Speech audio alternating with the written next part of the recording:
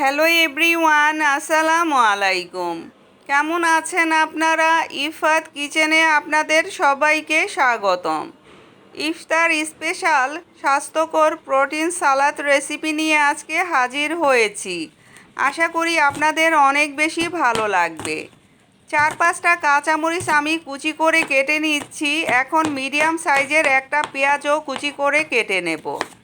সালাদের সবজিগুলো সাধারণত একই রকম করে কেটে নিতে হয়, তাতে সালাদটা দেখতে যেমন আকর্ষণীয় লাগে আর খেতেও অনেক বেশি ভালো লাগে। পেঁয়াজটা কাটা হয়ে গেলে টমেটোগুলো আমি কেটে নেব।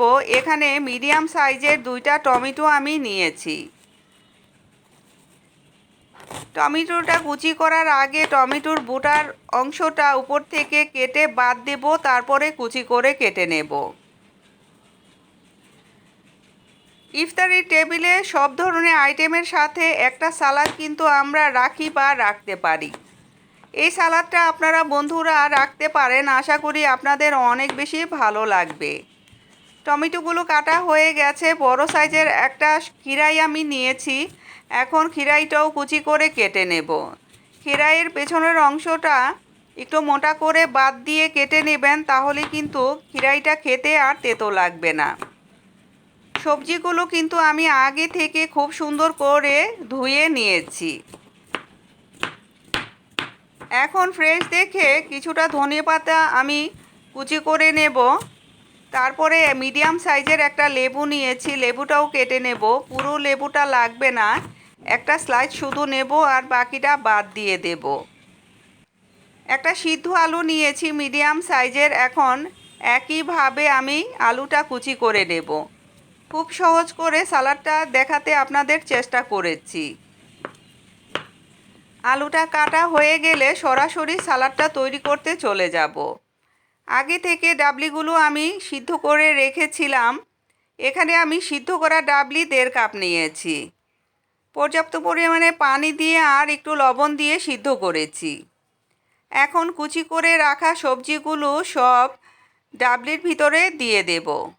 আমার রেসিপিটা যদি আপনাদের একটু হলেও ভালো লাগে, প্লিজ আমার চ্যানেলটাকে সাবস্ক্রাইব করবেন, লাইক কমেন্ট শেয়ার করে আমার পাশে থাকবেন। আধা চা চামচ লবণ দিয়েছি, 1/4 চা চামচ বিট লবণ, 1 চা চামচ ভাজা জিরার গুঁড়া, 1 চা চামচ চাট মশলা দিয়েছি।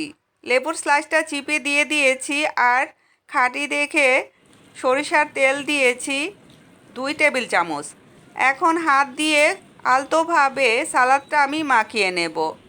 অনেক বেশি জোড়াজুড়ি করবেন না, তাহলে কিন্তু সবজিগুলো থেকে পানি বেরিয়ে যাবে, তাহলে আর সালাদটা খেতে ভালো লাগবে না।